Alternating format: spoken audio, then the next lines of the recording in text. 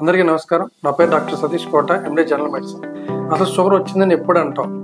మన రక్త పరీక్ష చేయించుకున్నప్పుడు ఎవరికైతే ఫాస్టింగ్ బ్లడ్ షుగర్ అంటే తినకముందు 126 కన్నా ఎక్కువ ఉన్నా, తిన్న తర్వాత 200 కన్నా ఎక్కువ ఉన్నా, లేదంటే 3 నెలల యావరేజ్ షుగర్ HbA1c చేసినప్పుడు 6.4 కన్నా ఎక్కువ ఉన్నా, ఈ మూడిట్లో ఏది ఉన్నా సరే అప్పుడు వాళ్ళకి షుగర్ వచ్చిందని చెప్పేసి అంటాం. సో ఎందుకు స్పెసిఫిక్గా ఈ నెంబర్సే తీసుకున్నారు అంటే కనుక అలోపతిలో ప్రతిదీ కూడా ఏంటంటే ఎవిడెన్స్ బేస్డ్.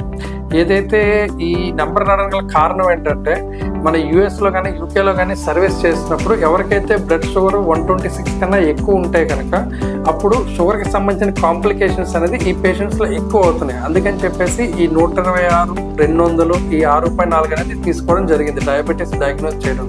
సో షుగర్ రావడానికి గల కారణాలు ఏంటి? ముఖ్యంగా 5 కారణాలు. అందులో మొదటిది ఏంటంటే వారసత్వంగా ఈ జన్యుపరంగా ఇన్సులిన్ ఎక్కడి నుంచి అయితే తయారవ్వాలో అక్కడ తయారవ్వకపోవడం.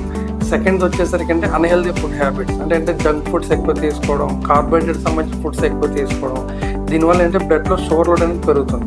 మూడోది వచ్చేసరికి ఏంటంటే శారీరక శ్రమ లేకపోవడం, దీనివల్ల బరువు పెరగడం వల్ల ఇన్సులిన్ ఏదైతే సరిగ్గా పనిచేయకపోవడం. నాలుగోది వచ్చేసరికి ఏంటంటే మానసిక ఒత్తిడి. ఈ మానసిక ఒత్తిడి వల్ల కొన్ని స్ట్రెస్ హార్మోన్స్ రిలీజ్ అవుతాయి, ఇవేంటంటే షుగర్ లెవెల్స్ని పెంచుతాయి.